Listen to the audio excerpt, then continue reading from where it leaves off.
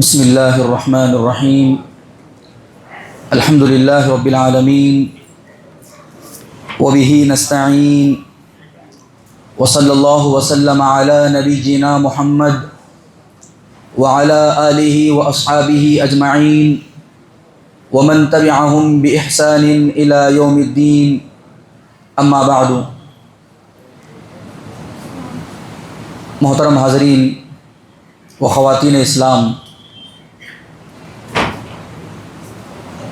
اللہ سبحانہ و تعالیٰ کا ہم پر بے پناہ شکر و احسان ہے کہ اللہ سبحانہ و تعالیٰ نے ہماری زندگی میں ایک اور مرتبہ ہمیں رمضان المبارک کا یہ عظیم موقع اور یہ عظیم مہینہ عنایت فرمایا۔ حقیقی معنوں میں ایک مومن کے لیے رمضان المبارک کا مہینہ یہ نیکیوں کو کمانے کا، اپنے گناہوں کو بخشوانے کا، جنت کو حاصل کرنے کا ایک بہترین موقع ہوا کرتا ہے۔ قرآن مجید کی ایک آیت ہے، اللہ سبحانہ و تعالیٰ نے اس میں 3 باتیں ارشاد فرمائیں۔ کہا کہ الہاکم التکاثر حتی زرتم المقابر کلا سوف تعلمون ثم کلا سوف تعلمون کلا لو تعلمون علم الیقین لترون الجحیم ثم لترونها عین الیقین ثم لتسألن یومئذ عن النعیم۔ اس میں 3 باتیں اللہ سبحانہ و تعالیٰ نے ذکر کی۔ اس آیت کی تفسیر مجھے آج معلوم ہوئی، اس کا معنی اللہ نے کہا ایک ہے علم الیقین، کہ آپ کو بتایا جائے، سمجھایا جائے، آپ کے دل میں کسی بات کو پیوست کیا جائے، مضبوط کیا جائے، علم الیقین ہوتا ہے۔ آدمی اس سے اتنا مطمئن نہیں ہوتا، دلیل سمجھائی جاتی ہے، بتائی جاتی ہے، مان لیتا ہے، عمل کرتا ہے۔ دوسرا ہے عین الیقین، اپنی آنکھوں سے دیکھ لیتا ہے، سمجھ جاتا ہے کہ ہاں یہ بات برحق ہے، یہ ہو سکتا ہے، یہ ممکن ہے۔ ایک تیسرا ہے حق الیقین۔ تیسرا کیا ہے؟ حق الیقین۔ یہ رمضان المبارک کا مہینہ واقعی معنوں میں نبی اکرم صلی اللہ علیہ وسلم نے جو کہا کہ بڑے بڑے شیاطین کو جکڑ دیا جاتا ہے، ان کو باندھ دیا جاتا ہے، اب وہ تمہارے اوپر اتنا اثر انداز نہیں ہو سکتے۔ خطبوں سے بتایا جاتا ہے کہ جکڑ دیا جاتا ہے، ظاہر سی بات ہے ہم دیکھ تو نہیں سکتے۔ اب اس کا عین الیقین کیا ہے؟ عین الیقین یہ ہے کہ جیسے ہی رمضان المبارک کی عشاء کی نماز کا وقت ہوتا ہے، تمام کی تمام مسجدیں بھر جاتی ہیں۔ یہ ہمارا آنکھوں دیکھا مشاہدہ کہ بھئی سال بھر پورے 11 مہینے جو مسجدیں ویران پڑی ہوتی ہیں، خالی پڑی ہوئی ہوتی ہیں، آج یہ کون سا وہ مشاہدہ ہے جو میں دیکھ رہا ہوں؟ یہ کہاں سے اچانک منظر میں یہ دیکھ رہا ہوں کہ پوری مسجدیں 3 کی 3 فلور بھری ہوئی ہیں، اور ہماری مسجد نہیں، ہر محلے کی مسجد کا یہی حال ہے۔ تو ایک تو ہے شیطان جکڑا جاتا ہے، ہمیں علم ہے۔ دوسرا ہے آنکھوں سے دیکھ بھی رہے ہیں کہ شیطان جکڑ واقعی معنوں میں دیا گیا ہے، جس کی وجہ سے لوگ جو ہے زیادہ سے زیادہ عبادت کی طرف آ رہے ہیں۔ اور جب یہ احساس کر لیتے ہیں، یہ حق الیقین ہے کہ ہاں اب تو یہی سچ ہے کہ رمضان میں شیطان جکڑ دیا جاتا ہے، اس وجہ سے ہم اللہ سبحانہ و تعالیٰ کی زیادہ سے زیادہ عبادت کر سکتے ہیں۔ چلیے میں آج کے تفسیر کی طرف آتا ہوں۔ دیکھیے آج قرآن مجید میں 2 صورتیں آپ کے سامنے 8 رکعات میں پڑھی گئی، سورۃ الفاتحہ اور سورۃ البقرہ۔ تو قرآن مجید کی ایک بڑی مشہور و معروف صورت ہے سورۃ الفاتحہ۔ ہر نماز میں یہ صورت پڑھی جاتی ہے، تقریباً ہر نماز میں اس صورت کی تلاوت کی جاتی ہے۔ اللہ کے رسول صلی اللہ علیہ وسلم نے اس صورت کو اتنی فضیلت دی، کہا گیا کہ جو آدمی سورۃ الفاتحہ کی نماز میں قرات نہیں کرتا فلا صلاۃ لہ، اس آدمی کی نماز ہی نہیں ہوتی۔ من لم یقرأ بفاتحۃ الکتاب فلا صلاۃ لہ۔ تو آئیے ذرا جانتے ہیں یہ سورۃ الفاتحہ جو ہر نماز میں پڑھی جاتی ہے، دن میں 17 رکعت فرض نمازوں میں تلاوت کی جاتی ہے، پڑھی جاتی ہے، امام صاحب پڑھتے ہیں اور پیچھے مقتدی بھی پڑھتے ہیں، اور پھر اسی طرح سے 12 رکعت سنت مؤکدہ میں پوری کی پوری سورہ فاتحہ پڑھی جاتی ہے۔ اس کا معنی مفہوم کیا ہے؟ اس کی مختصر سی تفسیر کیا ہے؟ میں سورہ فاتحہ کا تعارف اور اس کا ترجمہ، اس کی تفسیر آج آپ کے سامنے رکھتا ہوں۔ دیکھیے بنیاد اصل میں مضبوط ہونی چاہیے۔ سورہ فاتحہ پڑھے تو ہمارے دلوں پر ایک لرزہ طاری ہو، اور واقعی معنوں میں اللہ سبحانہ و تعالیٰ کی جو تعریف اس میں ذکر کی گئی ہے، وہ تعریف کو اس تعریف کا آپ کے پاس علم ہو، اور پھر اسی طرح سے جو دعا آپ مانگ رہے ہیں اس دعا کی گہرائی تک آپ اتریں۔ آپ دیکھیے سورہ فاتحہ اس کے کئی نام قرآن مجید میں اور احادیث مبارکہ میں ذکر کیے گئے ہیں۔ ایک ہے ام القرآن، سورہ فاتحہ کا ایک نام ام القرآن، یہ قرآن کی اس کو ماں کہا گیا ہے، اور اساس القرآن، قرآن کی بنیاد اس کو کہا گیا ہے، اور پھر اسی طرح سے الکافیۃ، یعنی یہ سورت کافی ہے، اور پھر اسی طرح سے ایک نام اس کا الفاتحہ کہا گیا ہے۔ دیکھیے قرآن مجید کی جو سورتوں کی ترتیب ہے یہ توقیفیہ ہے، یعنی اللہ سبحانہ و تعالیٰ کی طرف سے یہ ترتیب بتائی گئی ہے کہ قرآن میں سب سے پہلے سورہ فاتحہ ہوگا، سورہ بقرہ، سورہ آل عمران، سورہ نساء، اور اسی طرح سے ترتیب رہے گی۔ اس میں نہ ہی اللہ کے رسول صلی اللہ علیہ وسلم کا کوئی دخل ہے اور نہ ہی کسی صحابی یا کسی عالم کا اس میں اجتہاد ہے، بلکہ سورتوں کی ترتیب بھی اللہ سبحانہ و تعالیٰ کی طرف سے ہے۔ تو اب اس میں حکمت کیا ہے کہ اللہ سبحانہ و تعالیٰ نے سورہ فاتحہ کو پہلے رکھا۔ کئی سورتیں، سورہ اخلاص کی بڑی فضیلت ہے، اور آیت الکرسی کی بڑی فضیلت ہے، اور سورہ بقرہ، سورہ آل عمران، بڑی بڑی سورتیں ہیں۔ ان سورتوں کو چھوڑ کر اللہ سبحانہ و تعالیٰ نے سورہ فاتحہ کو کیوں پہلے رکھا؟ اس کی وجہ جو علماء بیان کرتے ہیں، امام حسن البصری رحمۃ اللہ علیہ کہتے ہیں کوئی بھی کتاب جب آپ تلاوت کرتے ہیں، پڑھتے ہیں، یا کوئی کتاب آپ اٹھاتے ہیں تو سب سے پہلے اس میں مقدمہ آتا ہے، 2-3 صفحات میں اس کتاب کا پورا خلاصہ ذکر کیا جاتا ہے۔ آپ اگر اس مقدمے کو اور ابتدائی کتاب کے 2-3 صفحات کو جب آپ پڑھتے ہیں، معلوم ہو جاتا ہے کہ آگے کتاب میں کیا آنے والا ہے۔ یہ سورہ فاتحہ قرآن مجید سے متعلق وہ کردار ادا کرتی ہے۔ امام حسن بصری رحمۃ اللہ علیہ کا میں قول آپ کے سامنے ذکر کرتا ہوں۔ قال الحسن البصری رحمہ اللہ، کہتے ہیں کہ ان اللہ اودع علوم الکتب السابقہ فی القرآن، اللہ سبحانہ و تعالیٰ نے قرآن مجید میں پچھلی آسمانی کتابوں کے جتنے علوم تھے وہ پورے کے پورے علوم اس کتاب میں اللہ نے جمع کر دیے۔ ثم اودع علوم القرآن فی المفصل، ثم اودع علوم المفصل فی الفاتحہ، اور پھر اسی طرح سے اللہ سبحانہ و تعالیٰ نے ان تمام کے تمام علوم کو قرآن مجید میں تفصیل سے ذکر فرمایا، اور پورے کے پورے علوم کا تذکرہ اللہ نے سورہ فاتحہ میں ذکر کیا۔ اللہ اکبر! یعنی اگر کوئی آدمی صحیح انداز میں قرآن مجید کو سمجھنا چاہتا ہے، پڑھنا چاہتا ہے، اگر سورہ فاتحہ کی تلاوت کرے، اس کا ترجمہ، معنی مفہوم اور اس کی تفسیر سمجھ لے، تو گویا کہ اس میں قرآن کا پورا علم ذکر کیا گیا ہے۔ اس کے بعد وہ لکھتے ہیں کہ کان کمن علم تفسیر جمیع الکتب المنزلہ، تو گویا کہ اس نے ماضی کی تمام کتابوں کی تفسیر کا علم حاصل کر لیا ہے۔ حضرت محترم، ایک دوسری وجہ جو بتائی جاتی ہے وہ یہ ہے کہ آدمی جو بھی اچھا کام کرتا ہے، بھلائی کا کام کرتا ہے، خیر کا کام کرتا ہے، اللہ سبحانہ و تعالیٰ کی تعریف سے اس کا کام شروع ہوتا ہے، اور جس کام میں اللہ کی تعریف ہوتی ہے اس کام میں اللہ سبحانہ و تعالیٰ برکت دیتا ہے۔ قرآن اتنی عظیم کتاب ہے اور لوگوں کے لیے ہدایت کے طور پر نازل کی گئی ہے، اور انسانیت کے لیے مشعل راہ ہے۔ اللہ سبحانہ و تعالیٰ نے اس کتاب کو بابرکت کتاب شفا کہا ہے۔ اب ایسی کتاب کی تعریف کیا اللہ کی تعریف سے، ایسی کتاب کی ابتدا کیا اللہ کی تعریف سے نہ ہو؟ اسی لیے اللہ سبحانہ و تعالیٰ نے پہلے اپنی تعریف ذکر فرمائی کہ جو بھی خیر کا کام کرو اللہ کی تعریف سے شروع کرو، اور میری کتاب بھی اسی سے شروع ہوتی ہے، الحمدللہ رب العالمین الرحمن الرحیم مالک یوم الدین۔ اللہ اکبر! آئیے میں اس کی فضیلت سے متعلق آپ کے سامنے ایک حدیث ذکر کرتا ہوں۔ سورہ فاتحہ نازل کیسے ہوئی؟ سورہ فاتحہ نازل کیسے ہوئی؟ ایک مرتبہ نبی اکرم صلی اللہ علیہ وسلم حضرت جبرائیل علیہ السلام بیٹھے ہوئے تھے، اچانک ایک آواز آئی۔ حضرت جبرائیل علیہ السلام نے آسمان کی طرف دیکھا کہ آواز کیسے آئی۔ اللہ کے رسول صلی اللہ علیہ وسلم نے بھی دیکھا تو حضرت جبرائیل علیہ السلام نے کہا کہ اے محمد صلی اللہ علیہ وسلم، یہ جانتے ہو کہ آواز کیسی تھی، یہ کون سی آواز تھی؟ تو اللہ کے رسول صلی اللہ علیہ وسلم نے کہا کہ نہیں جانتا۔ کہا کہ آج کے دن آسمان کا وہ دروازہ کھولا گیا ہے جو دنیا کے پیدا ہونے سے آج تک نہیں کھولا گیا تھا۔ آسمان کی کئی دروازے ہیں، ان میں سے ایک دروازہ آج تک نہیں کھولا گیا تھا جو آج کھولا گیا ہے، اور اس دروازے سے ایک فرشتہ نازل ہو رہا ہے جو اب تک دنیا میں نازل نہیں ہوا ہے۔ اللہ اکبر!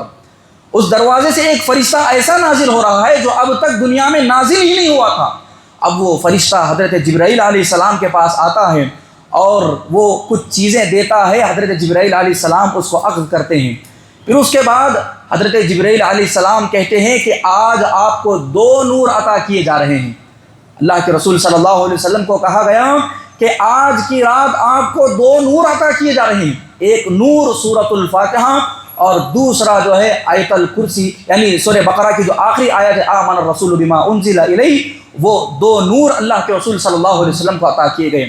یہ سورہ فاتحہ ان صورتوں میں سے ہے جو مکمل صورت نازل کی گئی ہے۔ حاضرین محترم، اس کی فضیلت سے متعلق ایک حدیث میں آپ کے سامنے ذکر کر دیتا ہوں کہ نبی اکرم صلی اللہ علیہ وسلم نے ارشاد فرمایا، سنن ترمذی کی حدیث ہے کہ والذی نفسی بیدہ ما انزلت فی التوراۃ ولا فی الانجیل ولا فی الزبور ولا فی الفرقان، تورات میں، نہ ہی زبور میں، اور نہ ہی انجیل میں، اور نہ ہی قرآن مجید میں اس جیسی کوئی صورت نازل کی گئی ہے۔ وَإِنَّهَا سَبْعٌ مِّنَ الْمَثَانِي وَالْقُرْآنُ الْعَظِيمُ الَّذِي أُعْطِيتُهُ، اللہ سبحانہ و تعالیٰ نے مجھے 7 بار دہرانی والی آیتیں عطا کی ہیں، اور پھر اس کے بعد کہتے ہیں کہ والقرآن العظیم، اور اللہ سبحانہ و تعالیٰ نے بڑا عظیم قرآن مجھے عطا کیا ہے، آج کے دن مجھے یہ چیز دی گئی ہے۔ حاضر محترم، آئیے میں آپ کے سامنے سورہ فاتحہ کی مختصر سی تفسیر کی طرف آگے بڑھتا ہوں۔ سب سے پہلے جب قرآن کی تلاوت کی جاتی ہے، پڑھا جاتا ہے، اللہ سبحانہ و تعالیٰ کا حکم ہے فَإِذَا قَرَأْتَ الْقُرْآنَ فَاسْتَعِذْ بِاللَّهِ مِنَ الشَّيْطَانِ الرَّجِيمِ، جب کبھی تم قرآن مجید کی تلاوت کرو، قرآن کو پڑھو، تو پھر اعوذ باللہ من الشیطان الرجیم پڑھ لیا کرو۔ اکثر و بیشتر لوگوں میں یہ غلطی پائی جاتی ہے کہ کبھی تقریر کرتے ہیں یا کوئی حدیث کی کتاب پڑھتے ہیں یا کوئی معمولی کتاب پڑھتے ہیں تو تب بھی اعوذ باللہ پڑھتے ہیں۔ نہیں، یہ غلطی ہے، بسم اللہ سے شروع کرنا چاہیے۔ قرآن مجید جب پڑھتے ہیں تب اعوذ باللہ من الشیطان الرجیم سے شروع کرنا چاہیے۔ کبھی کبھار تقریر کرتے ہیں تو تقریر جب شروع کی جاتی ہے اعوذ باللہ من الشیطان الرجیم بسم اللہ الرحمن الرحیم، محترم حاضرین، میں آپ سے آج خطاب کر رہا ہوں، یہ غلط طریقہ ہے۔ تقریر جب شروع کی جاتی ہے اللہ کے نام سے شروع کریے، اس میں برکت ہے۔ اعوذ باللہ صرف قرآن مجید کی پڑھتے وقت ہی وہ پڑھنا چاہیے، اسی لیے کہ یہاں پر اللہ سبحانہ و تعالیٰ نے فاء فجائیہ استعمال فرمایا ہے کہ فَإِذَا قَرَأْتَ الْقُرْآنَ، جب تم قرآن مجید پڑھو اس وقت میں اللہ سبحانہ و تعالیٰ سے پناہ طلب کرو۔ تو یہ اعوذ باللہ من الشیطان الرجیم ہے۔ پھر اس کے بعد جو ہے بسم اللہ الرحمن الرحیم، اللہ سبحانہ و تعالیٰ کا نام لے کر کسی بھی کام کو شروع کیا جائے، اللہ سبحانہ و تعالیٰ اس میں برکت دیتا ہے اور وہ کام ہمارے لیے خیر کا باعث بنتا ہے۔ اب دیکھیے سورہ فاتحہ یہ 7 آیتوں پر مبنی صورت ہے اور یہ مکی صورت ہے۔ مکمل ایک ہی مرتبہ میں نبی اکرم صلی اللہ علیہ وسلم کو 7 کی 7 آیتیں پڑھائی گئی، سکھائی گئی۔ نبی اکرم صلی اللہ علیہ وسلم نے اس کو یاد کیا اور آپ نے اس کو نماز کا حصہ بنایا اور حکم بھی دیا کہ سورہ فاتحہ کو نماز میں پڑھو۔ اب اس کی شروعات کیسے ہوتی ہے؟ آیت نمبر 1 میں اللہ نے کہا الحمد للہ رب العالمین۔ الحمد، الف لام، یہ الف لام جو ہے استغراق کے لیے آتا ہے، یعنی تمام کی تمام تعریفوں کا مستحق وہ اکیلی ذات اللہ سبحانہ و تعالیٰ کی ذات ہے۔ الحمد، حمد عربی زبان میں تعریف کو کہتے ہیں۔ تعریف کے لیے 2 الفاظ استعمال ہوتے ہیں، ایک ہے حمد، دوسرا ہے مدح۔ حمد کی خصوصیت یہ ہے کہ آدمی جب کسی کی تعریف کرتا ہے تو اس میں دل کے اندر محبت ہوتی ہے اور تعظیم کا پہلو اس میں لازمی ہوتا ہے۔ مدح کے اندر جب آدمی تعریف کرتا ہے تو دل میں احترام اور عزت نہیں ہوتی اور دل میں اس کا برائی کا ارادہ بھی ہوتا ہے۔ عموماً ہمارے پاس بھی ایسا ہوتا ہے، آپ کے سامنے ایک آدمی تعریف کرتا ہے، جیسا ہی آپ گزر جاتے ہیں آپ کی برائی کرتا ہے، تو وہ حمد نہیں کہلاتی، وہ کیا کہلاتی ہے؟ وہ مدح کہلاتی ہے، اس کو حمد نہیں کہا جاتا۔ اللہ سبحانہ و تعالیٰ کے لیے جب ہم تعریف بیان کرتے ہیں تو اس میں کسی بھی قسم کی برائی نہیں ہوتی، بلکہ تمام کی تمام تعریفیں اللہ سبحانہ و تعالیٰ کے لیے ہیں۔ پورے دل کی عظمت کے ساتھ اور پوری محبت کے ساتھ اللہ کی ہم تعریف بیان کرتے ہیں۔ ایسا نہیں ہے کہ نماز میں اللہ کی تعریف بیان کر رہے ہیں اور پیچھے جا کر نعوذ باللہ من ذالک اللہ سبحانہ و تعالیٰ کے بارے میں شکوہ شکایتیں کر رہے ہیں۔ تو حمد کے اندر یہ معنی آتا ہے، اس میں برائی نہیں ہوتی، صرف اور صرف تعظیم، احترام، ریسپیکٹ اور اللہ سبحانہ و تعالیٰ سے اس میں محبت ظاہر ہوتی ہے۔ للہ، اللہ کے لیے، یہ اللہ سبحانہ و تعالیٰ کا خاص نام ہے۔ رب العالمین، رب اللہ سبحانہ و تعالیٰ کا ایک خاص نام ہے۔ اس کے اندر 3 معنی آتے ہیں۔ جب کبھی لفظ رب استعمال ہوتا ہے تو رب کے اندر 3 معانی آتی ہیں، اسی کو رب کہا جاتا ہے۔ رب کس کو کہتے ہیں؟ اگر کسی کے اندر یہ 3 معنی پائے جائیں تو اس کو رب کہتے ہیں۔ خلقت، پیدا کرنے کی اس کے اندر صلاحیت ہونا چاہیے، اور وہ اس کا مالک ہو، بادشاہ ہو، اور پھر اس کو چلانے کی یعنی تدبیر کی بھی اس کے اندر طاقت ہونی چاہیے، اسی کو رب کہتے ہیں۔ اور العالمین، یہ دنیا اور پھر اس کے اوپر جو آسمان ہیں، یہ دونوں کا اللہ سبحانہ و تعالیٰ رب ہے۔ کیسے؟ دنیا اور وما فیہا میں جتنی مخلوقات ہیں ان تمام کو اللہ نے پیدا کیا ہے۔ اللہ خالق کل شیء، اللہ سبحانہ و تعالیٰ ہر چیز کو پیدا کرنے والا ہے۔ زمین میں ایک ایک ذرہ اور ایک ایک پتا اور سمندر کی گہرائیوں میں جتنی مخلوقات ہیں ان تمام کا تمام خالق اللہ سبحانہ و تعالیٰ ہے۔ یہاں تک کہ مکھی مچھر جو بھی چیزیں ہم دیکھتے ہیں وہ اللہ سبحانہ و تعالیٰ کی پیدا کردہ ہیں، اللہ اس کا خالق ہے اور مالک بھی۔ دنیا اور وما فیہا میں جتنی بھی چیزیں ہیں ان تمام کا مالک اور کنٹرول بھی اللہ سبحانہ و تعالیٰ کا ہی ہے، اور پھر اسی طرح سے ان کو چلانے والی ذات بھی اللہ سبحانہ و تعالیٰ کی ذات ہے۔ اللہ نے مجھے پیدا کیا اور اللہ میرا مالک ہے، اور پھر اسی طرح سے میری زندگی کے نظام کو اللہ سبحانہ و تعالیٰ چلا رہا ہے۔ ہم دیکھتے ہیں بظاہر کبھی کبھار جنگلات سے گزرتے ہیں یا پھر اسی طرح سے سمندروں کا مشاہدہ کرتے ہیں، سمندروں کے بارے میں علم حاصل کرتے ہیں، اتنا بڑا سمندر وہ کون کنٹرول کر رہا ہے، اس کے نظام کو کون چلا رہا ہے، اور اس کے اندر کلومیٹروں تک جو گہرائی ہے، انسان جس کو ابھی تک سمجھ نہیں سکا، اس کے اندر جو مخلوقات ہیں، اس کے اندر جو تاریکی ہے، اس کے کھانے کا انتظام، ان کے رہنے کا انتظام، ان کے جینے کا انتظام، اور بڑے بڑے ہزاروں لاکھوں کلومیٹر پر جو جنگلات ہیں ان میں مختلف ہزاروں کروڑوں قسم کی جو ہے مخلوقات جی رہی ہیں، ان کے کھانے پینے کا انتظام یہ کون کر رہا ہے، اور وہاں پر جو مخلوقات بڑھ رہی ہیں ان کو پیدا کون کر رہا ہے، اور ان کا مالک کون ہے؟ وہ اکیلا اللہ سبحانہ و تعالیٰ ہے۔ اسی لیے اللہ کی تعریف ذکر کرتے ہیں، الحمدللہ، تمام تعریفیں اللہ کے لیے، رب العالمین، جو پوری کی پوری کائنات کا، زمین اور آسمان میں جتنی مخلوقات ہیں ان تمام کا وہ رب ہے۔ رب ہے مطلب کیا ہے؟ اس نے پیدا کیا، وہ اس کا مالک ہے اور وہ اس کے پورے نظام کو چلا رہا ہے۔ یہ آیت نمبر 1 کا مختصر سا معنی مفہوم ہے۔ الرحمن الرحیم، اللہ سبحانہ و تعالیٰ کے یہ دو نام ہیں، الرحمن رحم کرنے والا، الرحیم یہ بھی رحم کرنے کے معنی میں آتا ہے، دونوں بھی اللہ کے نام ہیں۔ دونوں میں فرق کیا ہے؟ الرحمن کہتے ہیں کہ پوری کائنات پر اللہ رحم کرتا ہے، اللہ سبحانہ و تعالیٰ مسلمان پر بھی رحم کرتا ہے، غیر مسلم پر بھی رحم کرتا ہے، اللہ جو ہے دیگر مخلوقات پر بھی رحم کرتا ہے۔ لیکن الرحیم کے اندر خصوصیت یہ ہے کہ اللہ سبحانہ و تعالیٰ خصوصاً مومنوں کے ساتھ رحم فرماتا ہے، خصوصاً مومنوں کے ساتھ رحم فرماتا ہے، جیسا کہ اللہ سبحانہ و تعالیٰ نے قرآن مجید میں ارشاد فرمایا کہ میں مومنوں پر خصوصیت کے ساتھ رحم کرنے والا ہوں۔ الرحیم کی یہ خصوصیت ہے۔ الرحمن اللہ کا نام ہے، الرحیم اللہ کا نام بھی ہے، یہ اللہ کی صفت ہے کہ ازل سے لے کر ابد تک اللہ سبحانہ و تعالیٰ صفت رحم سے جڑا ہوا ہے، اور مومنوں کے ساتھ روز قیامت خصوصی طور پر اللہ سبحانہ و تعالیٰ رحم کرنے والا ہے۔ مالک یوم الدین، مالک بادشاہ ہے۔ ابھی میں نے آپ کے سامنے ذکر کیا کہ جو آدمی پیدا کر سکتا ہے وہی اس کا مالک ہوگا، اور یوم جزا کا مالک ہے اللہ سبحانہ و تعالیٰ، قیامت کے دن کا مالک ہے۔ یہاں پر یہ کیوں نہیں ذکر کیا گیا کہ اللہ سبحانہ و تعالیٰ دنیا کا بھی مالک ہے اور روز جزا کا بھی مالک ہے؟ اس وجہ سے اس کی حکمت یہ ذکر کی جاتی ہے کہ دنیا میں اللہ سبحانہ و تعالیٰ نے کچھ ملکیتیں بانٹ رکھی ہیں، کچھ حکومتیں دے رکھی ہیں، انسان کچھ خطے پر کنٹرول کر سکتا ہے، اس کی طاقت ہے، قوت ہے۔ اللہ سبحانہ و تعالیٰ نے دنیا میں آدمی کو بادشاہ بنایا ہے، یہ تو عام سی بات ہے، اور اس بادشاہ کو بھی ایک بادشاہ نے پیدا فرمایا ہے، اس میں کسی کو اختلاف نہیں۔ لیکن یوم جزا، اس دن کوئی مالک نہیں ہوگا، صرف مالک اللہ سبحانہ و تعالیٰ ہوگا، اسی لیے خصوصیت کے ساتھ یوم جزا کا تذکرہ کیا گیا ہے۔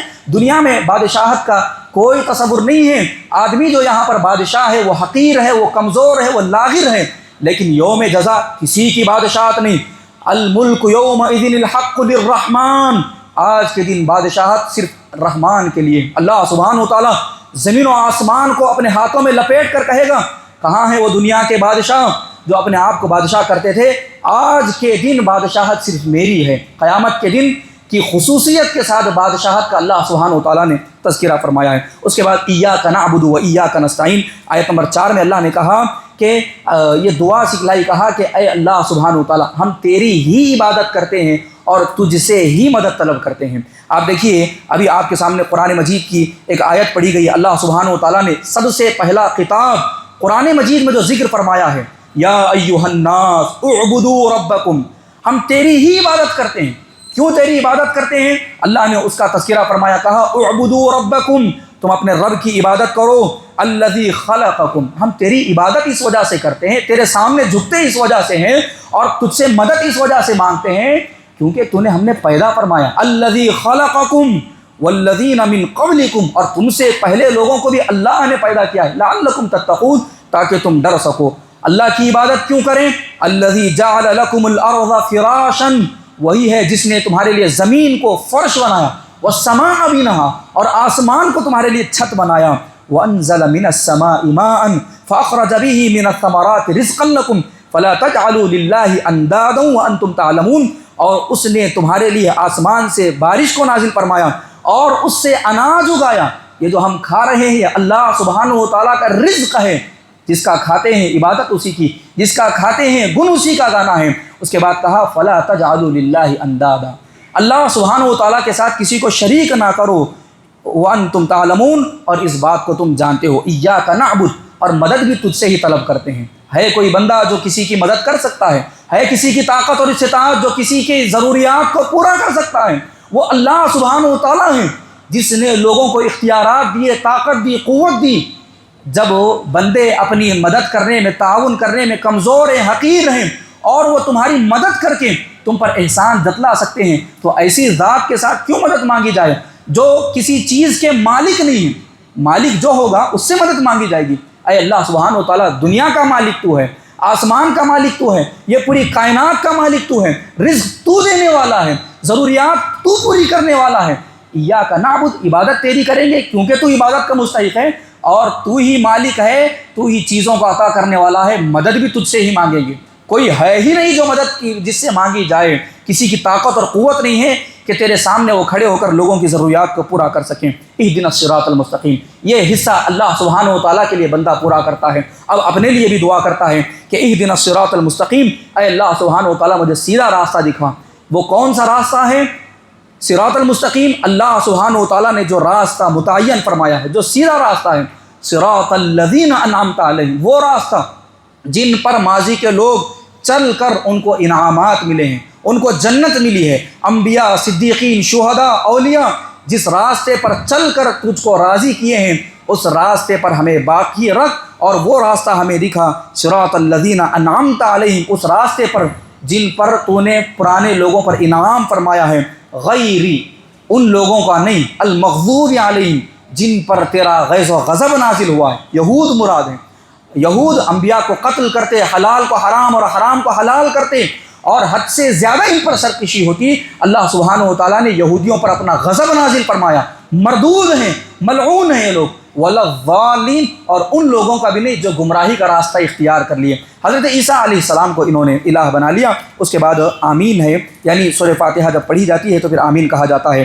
سورہ فاتحہ کے دو حصے ہیں، ایک حصہ اللہ سبحانہ و تعالیٰ کی تعریف میں ہے، دوسرا حصہ بندہ اپنے لیے جو دعا کرتا ہے وہ صراط مستقیم کی دعا کرتا ہے۔ بندے کو ہمیشہ سے ہدایت طلب کرنا چاہیے، مرتے دم تک اللہ سبحانہ و تعالیٰ سے ہدایت مانگنا چاہیے۔ جب تک بندہ ہدایت پر نہیں مرے گا اس وقت تک وہ کامیاب نہیں ہوتا ہے۔ اسی لیے آپ دیکھیے دن میں 17 مرتبہ فرض نمازوں میں اور 12 مرتبہ سنت مؤکدہ میں اور پھر اسی طرح سے نفل نمازوں میں یہی دعا سکھائی گئی کہ اہدنا الصراط المستقیم، اہدنا الصراط المستقیم، اے اللہ سیدھے راستے پر باقی رکھ، سیدھے راستہ دکھا، سیدھا راستہ دکھا، اسی پر ہماری موت جو ہے اے اللہ سبحانہ وتعالی لے کر آ۔ یہ ہمیں دعا سکھائی گئی ہے۔ یہ سورۃ الفاتحہ کا مختصر ترجمہ، معنی مفہوم تھا جو میں نے آپ کے سامنے آج ذکر کیا۔ دعا کرتا ہوں اللہ سبحانہ وتعالی سے، اللہ سبحانہ وتعالی مجھے آپ تمام کو قرآن مجید کی جو بھی آیتیں پڑھی جاتی ہیں ان کو سننے اور غور سے سمجھنے، ان میں تدبر تفکر کرنے کے اللہ توفیق عطا فرمائیں۔ سورہ فاتحہ کے معنی مفہوم کو گہرائی کے ساتھ جاننے اور اس کو پورے تدبر اور تفکر کے ساتھ اللہ سبحانہ وتعالی ہم تمام کو پڑھنے کی توفیق عطا فرمائے۔ یہ رمضان ہمارے لیے مبارک رمضان بنائے، اس میں اللہ سبحانہ وتعالی زیادہ سے زیادہ ہمیں نیکی کے کام، بھلائی کے کام، خیر کے کام کرنے کی توفیق عطا فرمائے۔ آمین۔ السلام علیکم ورحمۃ اللہ وبرکاتہ۔